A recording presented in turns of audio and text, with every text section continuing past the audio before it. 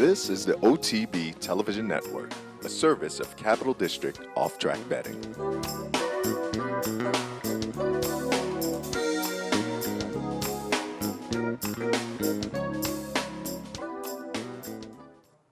Good morning and welcome to Racing Across America. I'm Seth Merrill. Thanks for joining me. Coming up a little later on, Jeremy Plonk, HorsePlayerNow.com.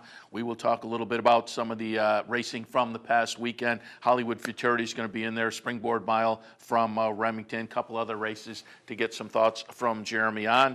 And then a little after the bottom of the hour, Gene Kirshner writes about horse racing for the Buffalo News. His recent column, the Racing Festivus of 2013 takes a little Seinfeld twist on there with the feats of strength, the airing of grievances. If you remember George's father on Seinfeld and the Festivus, you know, a funny little twist. But he brings up some of the highlights and lowlights of 2013. We'll touch on that with Gene Kirshner again after the bottom of the hour. Some of the news over the past couple of days, news and commentary, let's say. Pulled up Bob Ehalt's column from ESPN.com, and I'm now getting and we've talked about it over the past couple of weeks. I'm getting the distinct feeling that yes, New Year's Day will be the Eclipse two-year-old champion, despite what Shared Belief did. We had a column earlier this week. I think it was the Gerald Apadula column where he talked about Shared Belief running so well, but still was going to have a tough time pulling the trigger. Well, Bob Ehalt, pretty similar. Bob Ehalt, who, again, writes about racing for ESPN.com. This is his latest column. The title, Only One Juvenile Stands Out, going down the column. As impressive as Shared Belief has been, the Breeders' Cup trumps any other race for juveniles. And I think, I don't feel that way. I think you give some extra weight to the Breeders' Cup. I don't think it trumps all other races in as significant a way as that you can just kind of write off Shared Belief. Just looking at the past performances from the leading two-year-olds this year. New Year's Day, career debut at Del Mar, 5.5, runs third. Second start, breaks the maiden going a mile at Del Mar, and then in the third career start, wins the Breeders' Cup Juvenile. So in a three-race career, 2 wins, a third-place finish. One of those third-place finishes was in the maiden event. His 2 wins, a length and a quarter, a length and 3/4. Then you look at Shared Belief. Broke the maiden in the first start up at Golden Gate, did so by 7 lengths. Comes down in the Grade 3 Hollywood Preview, wins that by over 7 lengths. Wins the Grade 1 Cash Call Futurity with some nice stakes company in there. This was no field of pushovers. Wins that by almost 6 lengths. To me, the best horse is Shared Belief. But again, I think a lot of people are going to be right in the camp of Ehalt who kind of feel like, I can't go past the Breeders' Cup Juvenile. It's just the most important race. He goes on to say, horsemen know that if they want to win an Eclipse Award, they have to craft a schedule for their horse that includes the Breeders' Cup. You know, it's happened before that they haven't. And it's hard for me to, as I say, pull the trigger on a horse like New Year's Day. I don't think that's what you can really hang your hat on as a champion-type record. But Ehalt winds up the column. There's only been one special win by a 2-year-old male, and it belongs to New Year's Day, the colt who's most deserving of an Eclipse Award. Really, there's only been one special win by a 2-year-old? I think this win this past weekend was pretty special. So, and then he also says the irony is that an Eclipse Award at 2 does not bode well for a horse's future at 3. Well, maybe this is why. Maybe hanging your hat on the Breeders' Cup Juvenile is not the way to go. So, again, Bob, we've had him on the show before. I like his writing. I like his opinion. In this particular case, I don't agree with him, but I think he's voicing an opinion that a lot of other folks are going to voice. Given that, also picked up our friend Mike Veach's column from the Saratogian from yesterday, talking about Shared Belief. He doesn't say where he would go given an Eclipse Award, but he does say Shared Belief has made his 3 starts on synthetic tracks, so it remains to be seen how he handles the dirt. His campaign resembles that of Declan's Moon, who won the Del Mar Futurity Preview and Hollywood Futurity in 2004 on the way to an Eclipse Award that did not include racing in the Breeders' Cup. Also then goes on to say sometimes the last picture taken is often the freshest in the mind, and Eclipse voters who watch the Hollywood Futurity certainly have a striking image of Shared Belief. So I think Mike Veach is kind of tilting in a direction I'm tilting in, although, as I say, he doesn't say which way he would go with his Eclipse vote. But I'm just kind of getting the feeling from what I'm reading that Breeders' Cup Juvenile is going to take precedent with an awful lot of people out there. We'll see when the voting is all said and done. Speaking of voting for Eclipses, interesting column by Jay Hovde in the Racing Forum, and I'll recommend that. Go look at it, because at the beginning, 3 paragraphs kind of talk about the history of the Eclipse and some head scratchers, some head scratching winners, and makes the case that it's maybe more art than science, I guess is how you would put it. But then he goes on to say sometimes you get a chance to make a statement and make a case for a horse who deserves it, who might be kind of voters might be on the fence a little bit. And this year Hovde's making his case, and this is what the majority of the column is about. Points off the bench as the champion sprinter. And this is one of those categories that it will be very interesting to see where the voters go, because I think you can make a case for a few different horses. Secret Circle from Bob Baffert, again, will get a lot of attention because of the Breeders' Cup Sprint win. That was only the second start of this year. Had shown some promise, obviously, back in 2012 on the 3-year-old trail, then had the long layoff until October of this year, won a comeback event, which was an optional claiming, and then won the Breeders' Cup Sprint. It's hard to get that excited. Is that a championship campaign, 2 races like that? Golden Sense gets some thought off the Breeders' Cup Dirt Mile. About middle of the year, they turned and focused on sprinting with Golden Sense after, again, having a 3-year-old campaign earlier this year in the logical 3-year-old races, Kentucky Derby, Preakness. Did win the Santa Anita Derby earlier this year, but since turning to sprinting, ran well. Had 3 second-place finishes in the Grade 1 Bing Crosby at Del Mar, the Grade 2 Pat O'Brien also at Del Mar, and the Santa Anita Sprint Championship at Santa Anita, and then wins the Breeders' Cup Dirt Mile. Was looking at the Cigar Mile and then had a little ding, didn't make it there. But Golden Sense, since turning to sprinting, only that 1 win, and that's the Breeders' Cup Dirt Mile, which is, I think it can bolster your case for a sprint championship. I don't know that's enough to hang your hat on. Sierra Sky is going to attract some attention.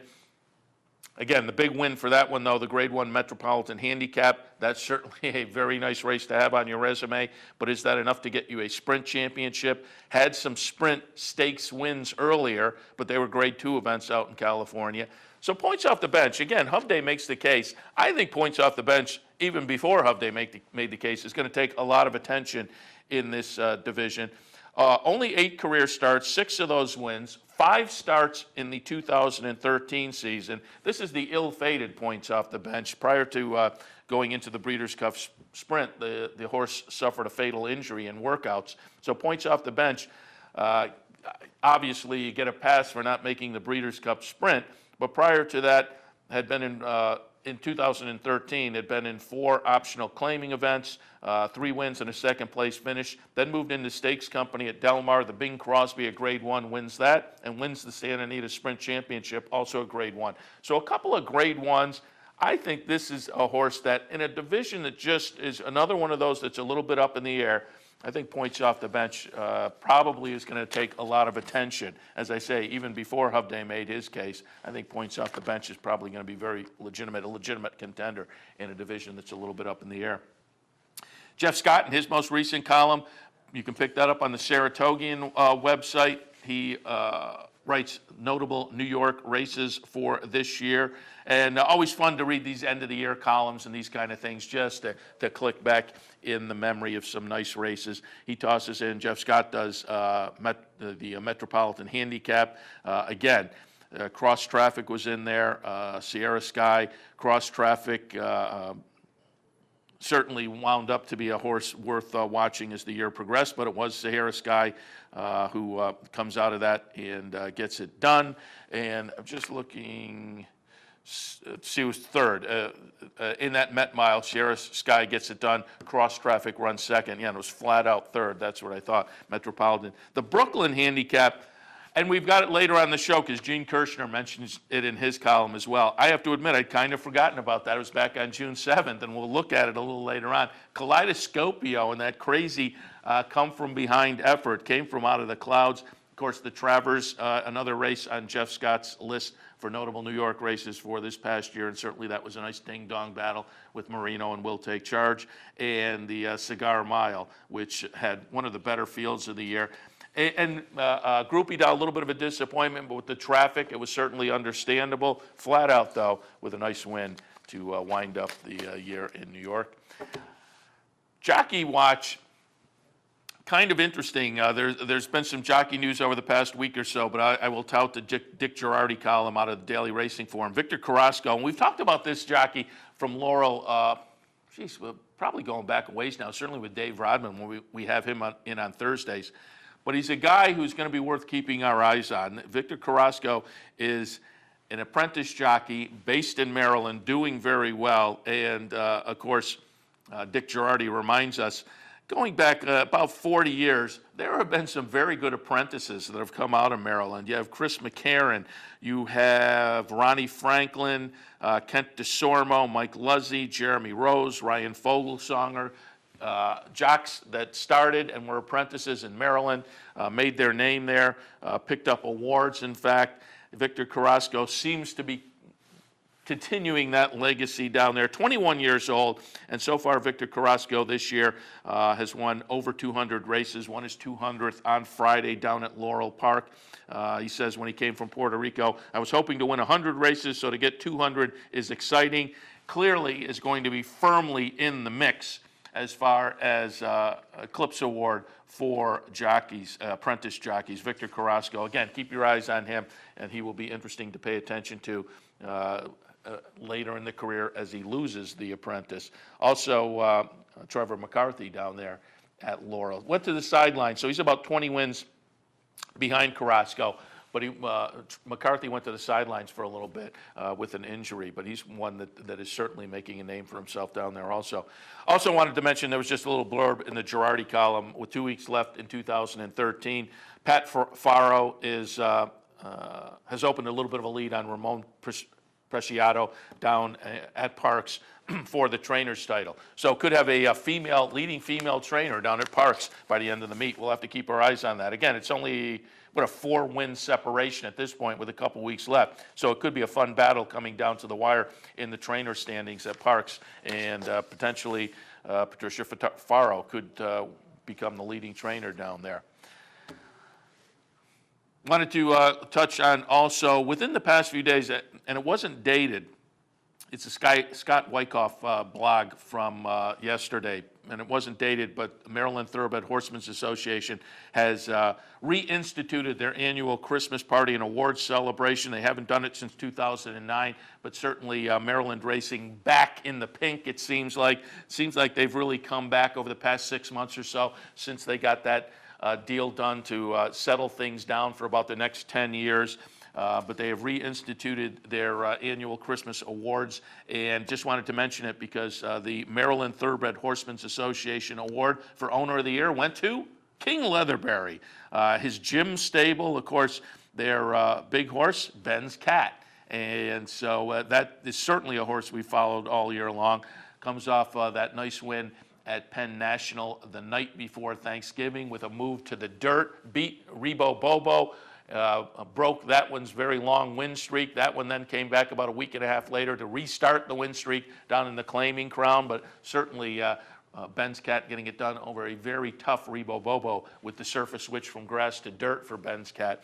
Very nice way to wind up the year. King Leatherberry, again, Owner of the Year at that Maryland Thoroughbred Horsemen's Association dinner. Maryland Trainer of the Year at the dinner was given to Damon Della Davico, who, I got to admit, a guy floating a little bit under my radar, but then the article goes on and, of course, trains Immortal Eyes, who won the DeFrancis Dash and has certainly been a very nice sprinter for Mr. Della Davico. So Damon Della Davico awarded Trainer of the Year down there on the Maryland circuit. And I think when we get Dave Rodman on tomorrow, we'll touch on a couple of those, King Leatherberry and Trainer of the Year as well. And just before we go to the commercial break, wanted to mention Palm Meadows, they had the delayed training yesterday. for a very unique reason. There was a foot pursuit against some fugitives. A flatbed truck with a couple of thieves, and the thieves had been down in the Palm Beach area and had stolen an ATM machine from a nearby bank. Now, not had robbed the ATM, they took the whole machine, put it on the back of a truck, subsequently were chased by police, broke through the gate at the Palmettos training facility. The truck eventually turned over. The two thieves jumped out and I think eventually eluded police. But in the meantime, training was put on a hold down at Palmettos yesterday morning, delayed for about an hour, and they extended training ranks for an hour a little bit later. But just goes to show you, anything can happen at the racetrack. All right, we're going to head to our first break. When we do, we will continue our look at Hollywood Park as they are going to wrap up not just their season, but they're going to wrap up forever on Sunday. So over the past week or so, we've been looking at some of the big Hollywood Park races from over the years. I mentioned earlier just the names that we've looked at: Seabiscuit, Affirm, Niatros on the harness side, Exceller, just names that certainly are icons in the sport of horse racing. We throw in another one of those today as we go to the break. We will watch the 1981 Hollywood Invitational. You're going to watch John Henry get the job done in here. Lafitte Pincay is on board. John Henry gets it done under 130 pounds, runs the mile and a half. And get this, they hit the 3/4 in 1:15. They do the mile and a half in 2:27. Really, again, John Henry, one of the all-time greats, and just, again, shows Hollywood Park, there's a lot of history there. So as we go to the break, we'll watch the 1981 Hollywood Invitational. After the break, Jeremy Plonk from HorsePlayerNow.com. Stay tuned.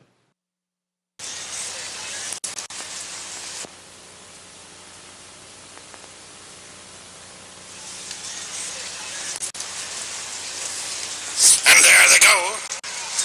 The very one is going to the front on the outside. Galaxy Libra is second. John Henry third, Master Surgeon fourth, Caterman is fifth on the inside, then Singularity and Exploded Trails. Going into the far turn, it's the very one in front by a length. John Henry is second by a neck. Caterman third on the inside by a half length. Galaxy Libra fourth by a half length. Master Surgeon is fifth, Exploded sixth, and Singularity Trails. Turning into the stretch the first time, it's the very one, the mare in front by one length. John Henry is second by one length. Caterman third by a head. Galaxy Libra fourth by a length and a half. Master Surgeon is fifth. Singularity sixth. Unexploded coming by the stands the first time. It's the very one on the inside by a head. John Henry is second by a length and a half. Galaxy Libra third by a one length. Caterman fourth by a half length. Master Surgeon is fifth. Exploded sixth, and Singularity Trails. Around the clubhouse turn, it's John Henry in front on the outside by a head. The very one is second by one length. Caterman third by a head. Galaxy Libra fourth by a length. Master Surgeon is fifth. Exploded sixth on the inside, and Singularity Trails. Into the backstretch, it's the very one in front by a half length. John Henry is second by a length. Galaxy Libra third by a head. Caterman fourth on the rail by a length and a half. Exploded is fifth on the inside. Master Surgeon sixth, and Singularity Trails. Going into the far turn, it's the very one in front by 3/4 of a length. John Henry is second by 3/4 of a length. Caterman third by a head. Galaxy Libra fourth by a half length. Exploded is fifth. Then the Master Surgeon and Singularity.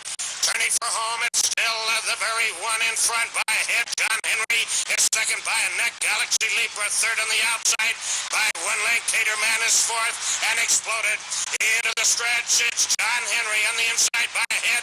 Galaxy Libra is second by one length. Exploded third, and Caterman, it's going to be close. And it's John Henry. Here comes Caterman on the rail. John Henry in front, and Galaxy Libra, and John Henry is the winner by a half length. Caterman second to nose, with Galaxy Libra finishing third. Exploded was fourth.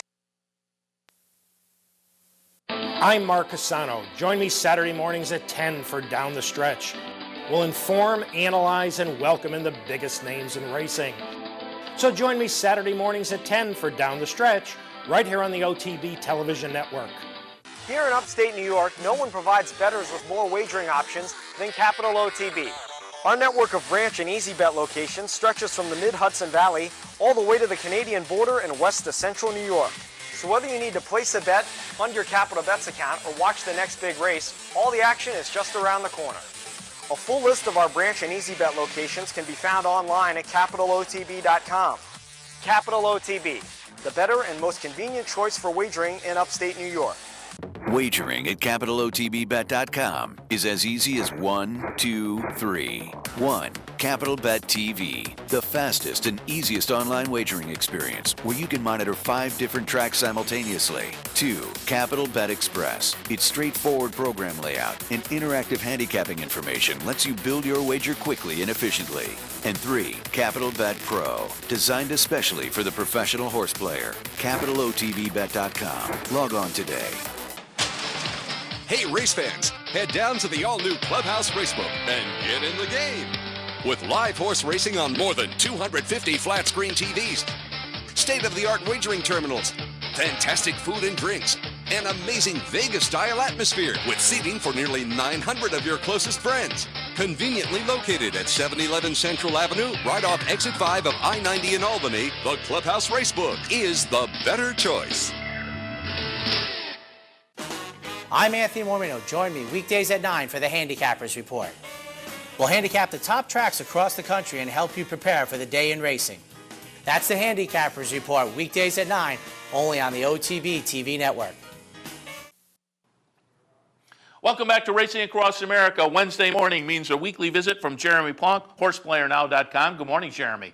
Good morning. Happy to have you on board. We've got some interesting races to talk about. Again, certainly we'll kick things off with a couple of 2-year-olds, and it's that time of year. You're putting together that Countdown to the Crown preview that will be coming up online. We'll certainly tout people to that when it gets out there.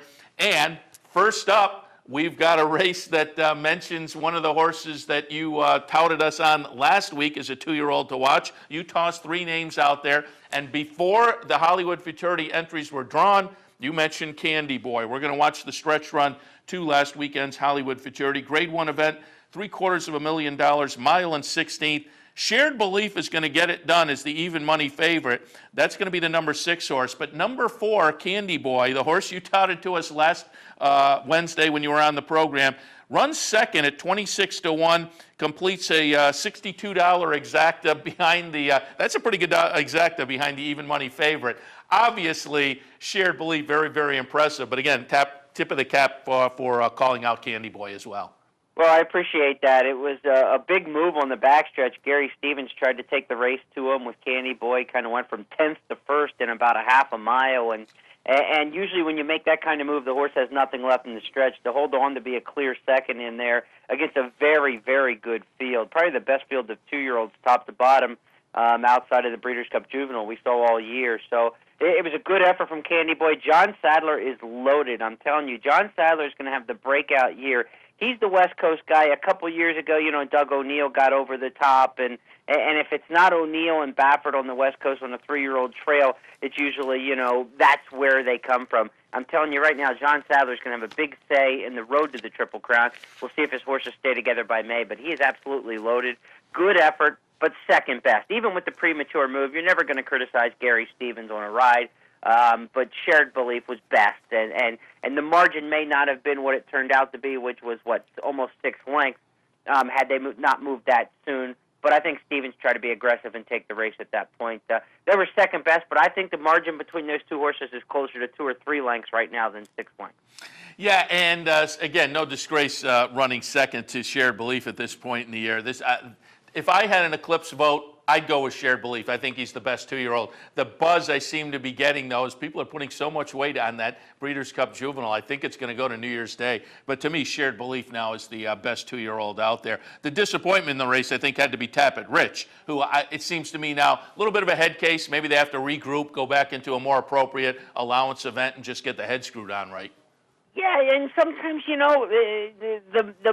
things that appear to be mental often are physical, and something's bugging the horse that's why he's so rank and unruly, because, there's something ouchy going on, as they say, and so So, they'll get to the bottom of it and try to figure it out, but they definitely have to reboot the system with Tappet Rich. I mean, he blew the first turn. He was all ranked, throwing his head all around. And the horse has more talent than that. He's obviously not the 11th best horse in the Hollywood Futurity, but there's a lot of ground they need to make up mentally and physically with that horse, it seems like. But there's a lot of time. So, we'll see. You can get a horse together like they did with Painter, and really get one good prep into him in the Santa Anita Derby, coming out of a maiden race and be a factor in the Triple Crown. So, Baffert's been there before. If they need to take a couple months to get this horse back and get one or two preps into him in March and April, it's still a possibility. If you're a fan of the horse, I wouldn't feel great if I had a future bet on him right now. But at the same time, there's a long time between now and May. And let's, just before we leave this, talk one more time about Shared Belief. Maybe one of the knocks is all three races so far in synthetics. What are you looking for this horse going forward as a 3-year-old?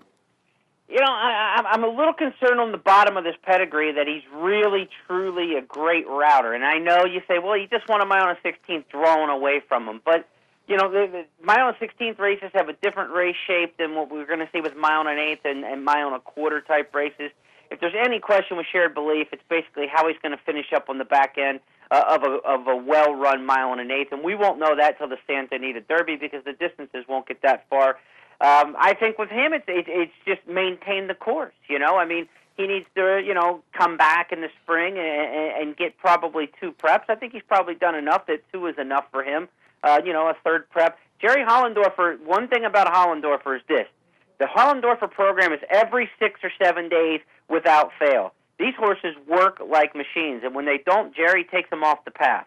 So I would expect to see Shared Belief. This is not the kind of horse who's going to go to the farm and get turned out for a month and then come back in February and kind of whatever and ease his way back into maybe the Bob Lewis or something like that or the San Felipe Santa Anita Derby path. He is going to work every 6 or 7 days. They may give him 2 or 3 weeks after this race before they get him back on the work tab, but I would expect with Shared Belief, if he's doing well and there are gaps in the workout tab, that would be the red flag. What you're looking for with this horse, with Jerry Hollendorfer, is in about 3 weeks to see him start working once a week, every 6 or 7 days, and keep him consistently going. Even if there's not a race planned and circled on the calendar, Hollendorfer will keep him on his program. And I will add this. Certainly it'd be fun to see this horse get onto the Triple Crown Trail firmly because with Jim Rome as one of the owners, that would be some good PR for the sport.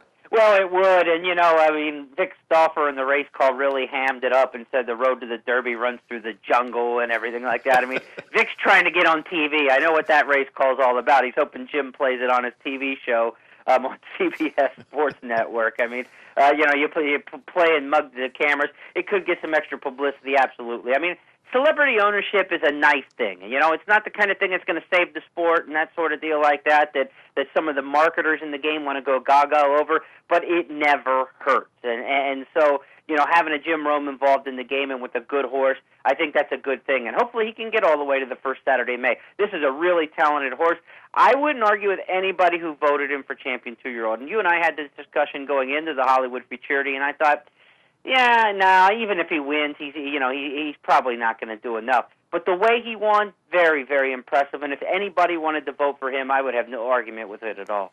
Yeah, and you make a great point about the celebrity owners. And I've said this about all these pronunciations of saving the sport, big horses or whatever it is. To me, a Heinz ketchup commercial doesn't save Heinz ketchup, but it raises the awareness. And I think that's the same thing with the big horses and the celebrity owners, as you say. It raises the awareness and just, it helps in that manner. Not going to save the sport, but it's always fun to have them involved. Let's shift our attention over to Remington on the weekend. Springboard Mile, we're going to watch the stretch run there. It is going to be the number 6, Louise Flower, getting it done at 23-1, running second, Noble Cornerstone. Noble Cornerstone making only the 2nd career start for a trainer, Wesley Ward, so that may be one to keep our eyes on. But I bring this race up because, it's a late season 2-year-old race, a nice purse of $250,000, but also last year, Will Take Charge ran second in this race. So we'll see if this year they come out and turn into nice 3-year-olds as well. And Caleb's Posse ran in this race a couple years ago before becoming a Breeders' Cup Dirt Mile champion. So it's got a nice little history building to it. They put good money on the line. And comparing last year to this year, I think, is what people want to do because they got the Springboard Mile on their radar a little bit when Will Take Charge, moved on to the Smarty Jones and the races at Oaklawn and did so well. Comparing the times, this year's version of the Springboard Mile was 5 lengths faster, almost 6 lengths faster than a year ago. But the difference in how the race was run was at the end of the race. The final quarter mile of this year's Springboard Mile was 26-3. Last year it was 25-2. So last year was a walk early, fly late race. And in this year's version, they went fast early, a couple 23s on the board the first 2 quarters, and then it really fell apart late. So this race didn't come home particularly stellar. And the other thing you want to look at when you compare races, I think, is the spread in the margins. You don't want to see races clumped together, not route races. Sprint races have a clump at the finish often, and that's to be expected. But a route race should spread out. This year's Springboard Mile, 1st to 6th, was only 5.5 lengths. That's not a good sign. Now, as you look at that one we talked about last year, how they flew home late, and Will Take Charge ran second to Texas Bling, the big 120-1 shot, who upset last year. There was 5 3/4 lengths from 1st to 3rd in that race. So they separated themselves from the rest of the pack. If you're looking at these 2-year-old, now becoming 3-year-old races, and want to find out who the good horses are, look for the races where they separate themselves from the pack. You don't have to win by 12, but if that margin from 1st to 2nd or 2nd to 3rd starts to spread out and the field gets spread-eagled a little bit, that's the sign of good horses. Yeah, and once again, Noble Cornerstone to me is going to be a little bit interesting with only 2 starts under the belt. I thought that was a decent performance. Tested the winner a little bit, Kent DeSormo, Wesley Ward. So to me, that's one that maybe is kind of interesting to watch going forward. And also the winner, Brett Calhoun, the trainer, heading to Oaklawn Park. So maybe taking a similar tack that Wayne Lucas took last year with Will Take Charge, although he said he could either go to Oaklawn races or fairgrounds races. Right. So we'll keep our eyes there. And I think your runner-up is an interesting horse, like you talked about, Noble Cornerstone. Wesley Ward, not afraid to ship anywhere. This is a New York bred, so there's going to be a lot of money for him down the line. They stuck around in the next race, and Ward and DeSormo won the Philly version of the Springboard Mile in the very next race. So they got a little shipping money. It was only a 50 grander compared to the 250 in the main event, but hanging around for the next race helped them out, and they got a score there.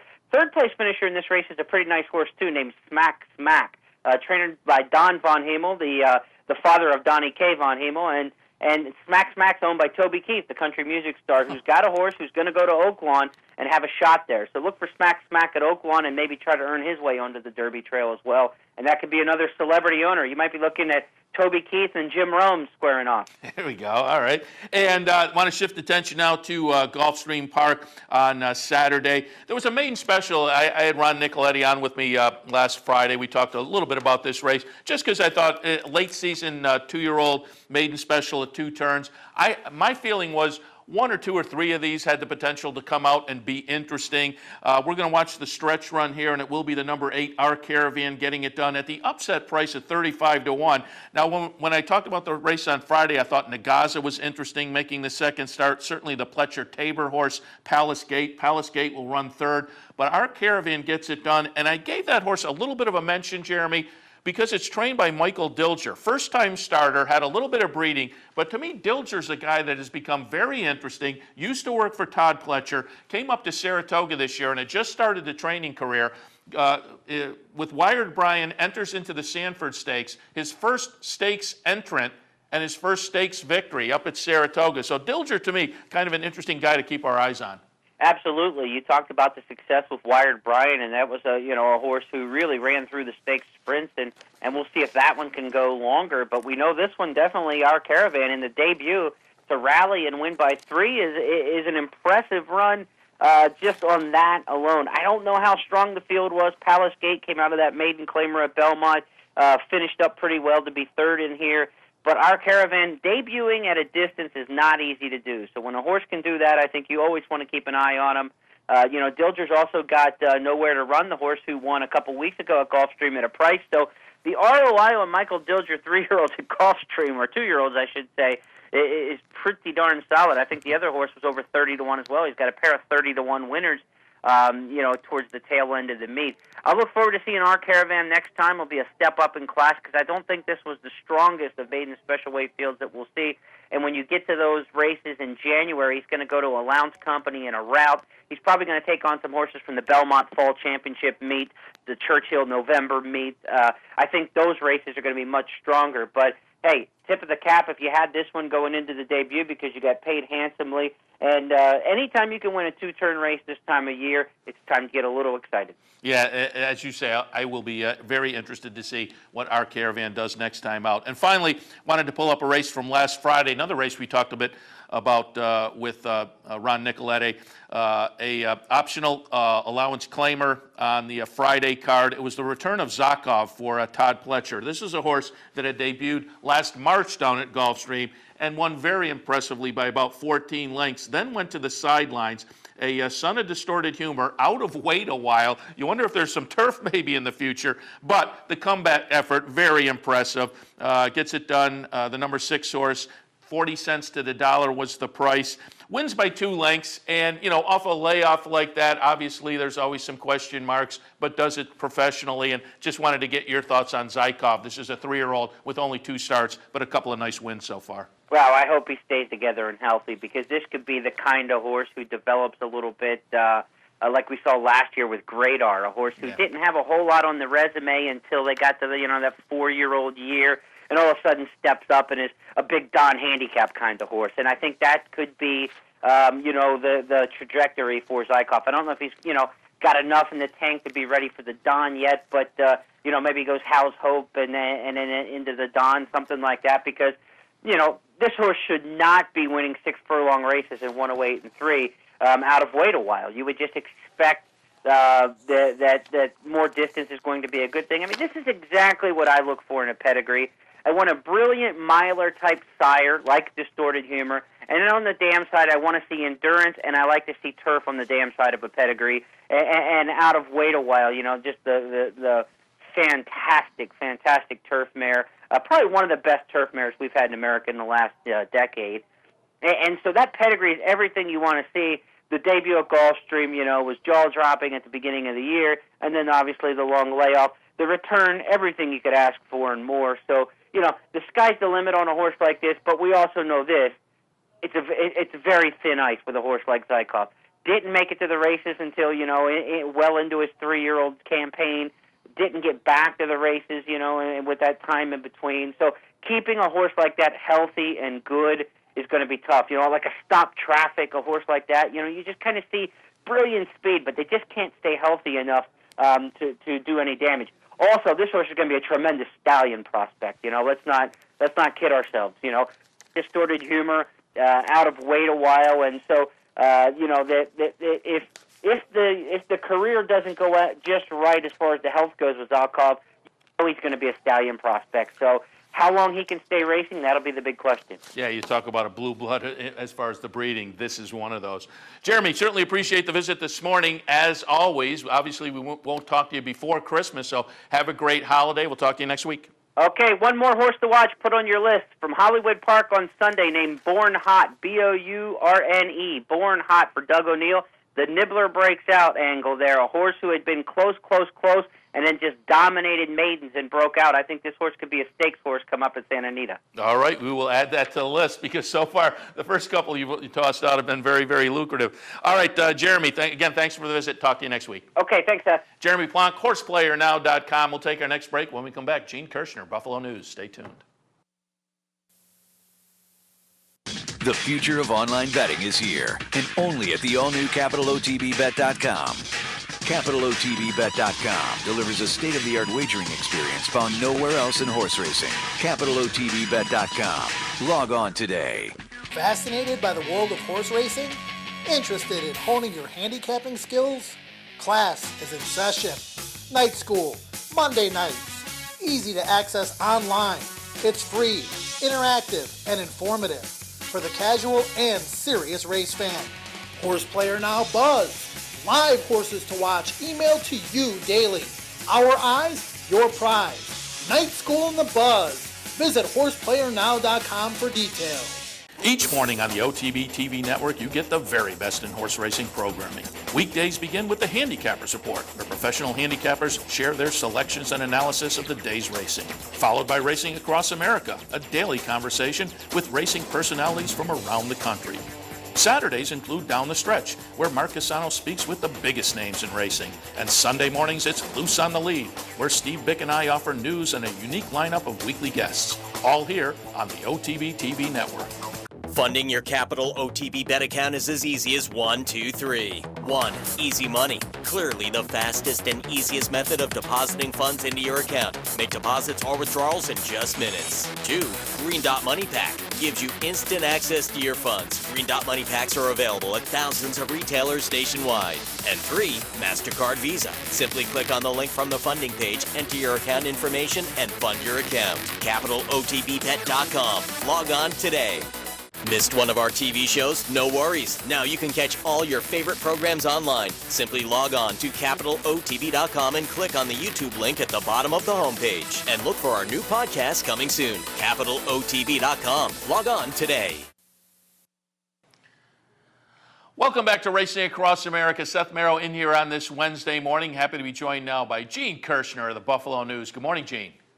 Morning, Seth. How are you? Very good. And I mentioned at the top of the show, and I have it linked over on the Equidaily website, your annual It's a Racing Festivus column has come out, a recap of the year with a little bit of a Seinfeld twist to it. Folks may remember George's father, of course, celebrating Festivus, feats of strength, airing of grievances. You've got those on your list, so we're certainly happy to have you on board and just maybe hit on some of the highlights and lowlights of the year past. And let's kick it off under feats of strength. First thing up, you have Gary Stevens, Wayne Lukas, steal the limelight, old school style. And Gene, I have heard talk of both of these guys being Eclipse contenders. Gary Stevens, off of the crazy year he's had, which on the number of wins, not that impressive, but you look at the wins, particularly Breeders' Cup weekend, the Distaff and the Classic, he throws those in.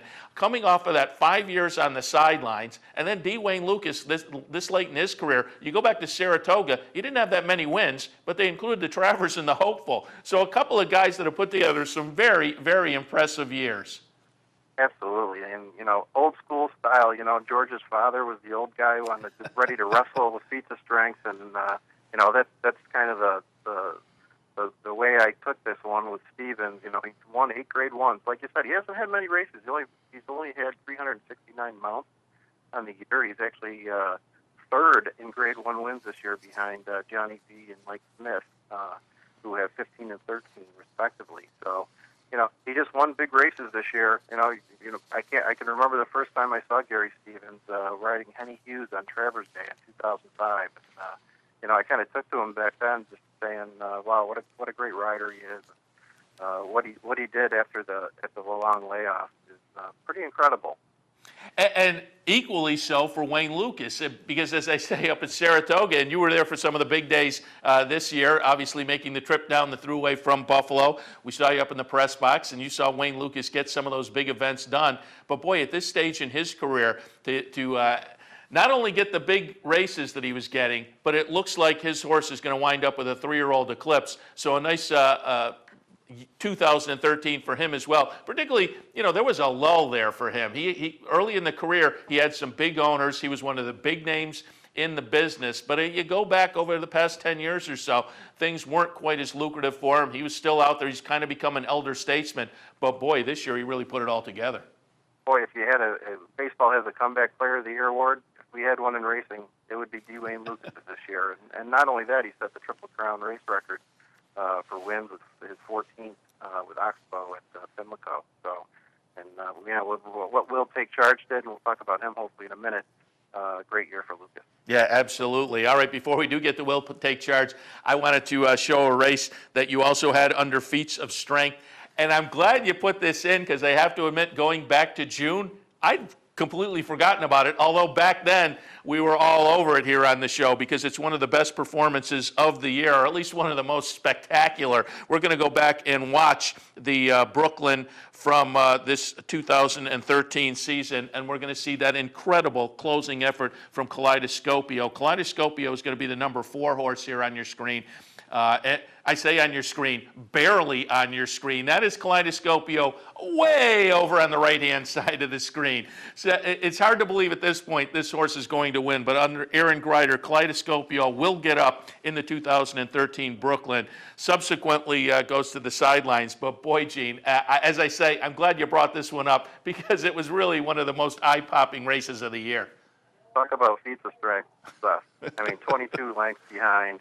I loved Colmus's call, coming from the clouds, after trailing all the way, the 2012 Breeders' Cup Marathon winner, from Argentina. I remember being in the press box at Santa Anita for that Breeders' Cup, seeing his backers there just whooping it up after he won that race. And boy, they had to be happy after the Brooklyn this year. Yeah, and again, we're just seeing him come onto the line now.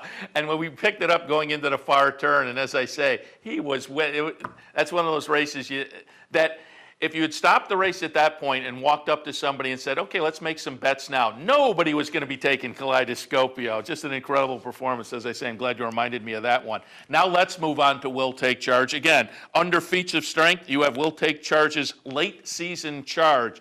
I pulled up the Travers. We're going to watch the stretch run here. That ding-dong battle with Marino. Marino, about mid-stretch, you thought Marino had it in his back pocket. But then Will Take Charge gets in gear, gets up by a nose at 9-1. Why was Will Take Charge it looks like 3-year-old Eclipse champion, 9-1? Well, coming into the Travers, the 3 Triple Crown races, 8th by 12, Preakness 7th by 16, Belmont 10th by 17. A good second place finish in the Jim Dandy, but as we see him come under the wire now, this Travers is really where he kind of turned it around.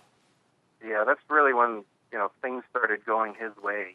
And you talk about coming from the clouds to probably take the 3-year-old Eclipse Award, a tremendous thing. Now, in the Derby, he got backed up by Verrazano. I mean, he was right there with Orr making a charge, and boy, would his year be different even more so? Maybe talking horse of the year if he would have won the Derby.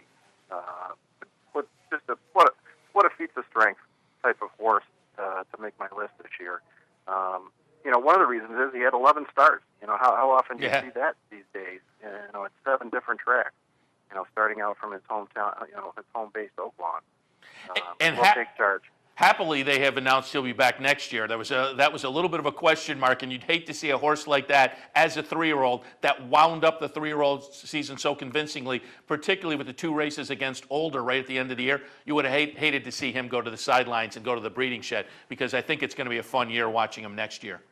Looking forward to seeing him in his 4-year-old season. Yeah, no question about it. All right, now let's shift our attention. Those were the feats of strength. Now we will go to the airing of grievances.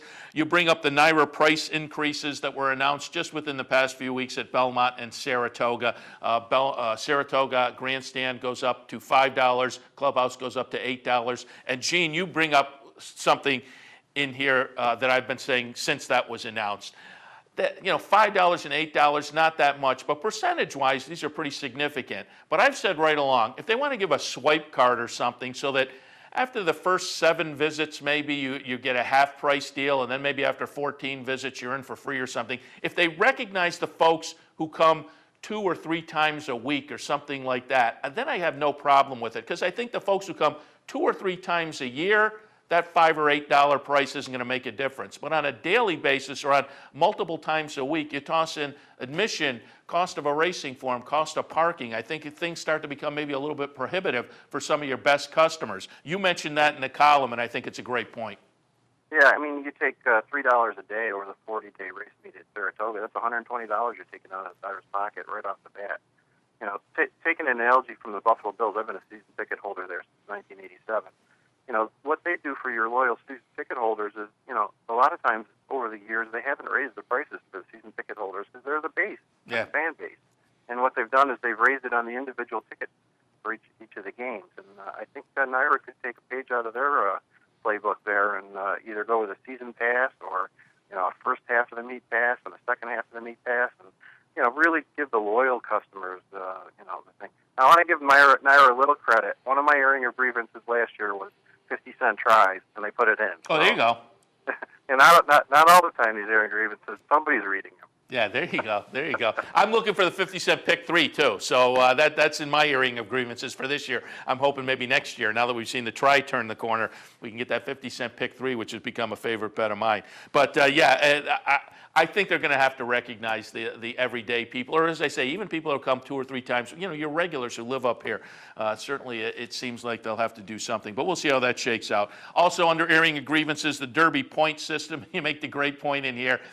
They mentioned that last year when the Derby point system came out, it's the first year, we'll tweak it up a little bit, and folks complained, how's the Illinois Derby not get into the mix? You thought when they tweaked it up, maybe they would put the Illinois Derby back in the mix, but that was not to be. Pretty much the tweak seemed to add a couple of races in their September meet. A couple of Churchill races got, the September meet got some points in there, but it didn't seem to change things up for the Illinois Derby at all. It was well documented that the Illinois Derby, most people, that was the biggest grievance as far as, not being included in the Derby point system. We've had a Derby winner come out of the Illinois Derby, Warham back in 2002. We had a post-time favorite in 06 in Sweet Northern State come out of the race. And, I really thought that they would listen to the fan base and listen to the media that were, really pining for the Illinois Derby to be part of it. But as you can see, I'm going to air that grievance. Yeah, no, keep putting it out there because I agree that this was a race. And you go back, you don't have to go back that far to see horses coming out of the Illinois Derby either winning or making an impact in the Kentucky Derby. So that was a head scratcher to begin with, and maybe even a little more. And to think it's a political kind of thing, just that makes it worse to me.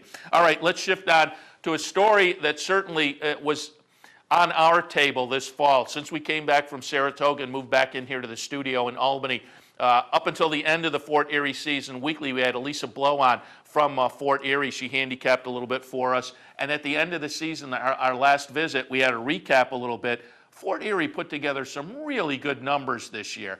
Then the Ontario government comes out looking at 2014 and kind of gives them a slap and says, no season for Fort Erie next year, but we're going to allow you guys to put together some festival racing. So, Gene, while we talk about Fort Erie, I just wanted to pull up because it may be the last time I'll be able to talk about Uncaptured this year. Uncaptured, my Derby horse who never got it done. The guys in the control room forbid me from talking about him anymore. But I can pull up the Prince of Wales while we talk about Fort Erie. Their highlight of the year. They ran it on a Tuesday. Again, innovative. It turned out to be a good move for them. They got all the attention with the Prince of Wales that week. Uncaptured will win the event. So we'll watch the Prince of Wales while we talk about Fort Erie. But again, subsequently, these guys have put together a plan for festival racing, and it just seems to have been ignored by the Ontario government. Fort Erie really seems to be getting the shaft. Yeah, it doesn't look so bright right now. It's actually looking kind of dire. I know Dennis Mills, one of the fellows up at the consortium, has been up to Queen's Park in the last week trying to talk them into, something, into the festival concept or at least having some type of meet. The problem is, without a sure fan base and horse population, there's no way that they're going to be able to run anything. It'll be hard to even pull off with a festival style thing. They're really, the Premier actually gave them the idea to come up with some type of festival racing, and so they came up with this 91-page proposal, which was, surrounded by the Year of the Horse this year, the Chinese New Year, and having 3 weekends of festival racing in August. Surrounded by tour and hotel packages and trying to bring Niagara Falls into the mix. It would just be a shame if, the Border Oval was closed in 2014. It's just a jewel up there. I mean, it's been open since June of 1897. It would be horrible. Yeah, and as I say, we had it in the mix this fall, and certainly I enjoyed watching it. It looks like a great facility. We talked about some of the promotional events they had. It's a lot of fun. It would be sad, but it just seems like the government, boy, like I say, they pushed them over to this festival, which, as you say, it just seems like that's a long shot to begin with. But then the track puts together a proposal, which essentially is ignored. And I read comments by the representatives of the racetrack who said, I think the government maybe just thought we wouldn't come up with something because we put together a proposal, and now they're kind of ignoring that as well. So we'll keep our fingers crossed for them. But the last airing of grievances, want to get to that, only got a couple minutes left. Breeders' Cup returning for the third straight year to Santa Anita. And you, in your column, kind of make a similar point to what I've heard other people say. Santa Anita, a great venue, great weather, gorgeous, they do it right. It being back on a dirt surface, you're attracting the horses from the East Coast, so it's a great place to hold it. But it kind of goes against the grain of the original notion of the Breeders' Cup. Yeah, the original mission was really to showcase racing's best across the country at different tracks, so that everybody around the nation could see these great horses and the awesome racing and high purses. And, when they were rotating it and throwing it at Monmouth and Arlington and Lone Star Park, every third or fourth year, I thought it was a neat thing for the Breeders' Cup. And I think it all comes down to the almighty dollar. It's no different than Fort Erie. It's coming down to money, and it's too bad. Hey, I'm not complaining because I don't mind going to California. Every year it's kind of neat to be out there, and it's beautiful, and the venue is absolutely gorgeous. But you know what? If you look back to the original mission, that really wasn't what it was all about. And as I say, I think that's the mindset of a lot of people. Santa Anita, great venue for the Breeders' Cup, but it's not what the Breeders' Cup was all about. So we'll see how that shakes out in future years. Gene, we only got about a minute left, but I did also want to touch on, you mentioned being out at the Breeders' Cup, and I know we had you on subsequently, and we talked a little bit about being out there with the Thoroughfan folks and promoting that out at the Breeders' Cup. You're on the Thoroughfan board. Don't you have an event coming up? You guys are tied in on the Eclipse weekend, correct? Yes, we do. We have our annual brunch. It's going to be Friday, I believe it's the 19th of January at Gulfstream as part of the NTRA's brought us in as part of the event. We're going to be honoring Cott Campbell as our Thoroughfan of the Year. He's going to win the Thoroughfan Award. The first award went last year to Mrs. Carol Wolfson, who was the owner of Affirmed. And we're looking forward to a great event. You can go to the Thoroughfan website to purchase tickets or tables. We'll have a lot of people from the industry there. We're going to have some pretty neat guest speakers that we're going to be putting a press release out in a week or so. So I'm looking forward to it. It's going to be fun. I'm going to be down there at Gulfstream too for the Millions weekend. Oh, excellent. Sounds good. January 19th. And again, we'll have you guys on prior to that and push it a little more as we go past the first of the year. Gene, appreciate the visit again. I've got it linked on Equity, or you can go to the Buffalo News website. Gene Kirshner's Festivus recap of the racing year 2013. Always fun to read. Gene, thanks for the visit and happy holidays. All right. Same to you. Talk to you soon. Thanks a lot. Gene Kirshner from the Buffalo News. Prior to that, Jeremy Plonk, HorsePlayerNow.com. That wraps things up for Racing Across America for this Wednesday morning. We're here every Monday through Friday from 10 until 11. At 9, it is the Handicappers Report. Mormino and I were in here this morning, looked at Tampa and Aqueduct. Hopefully we handed out some winners. So cash some tickets this afternoon, and we'll see you tomorrow morning.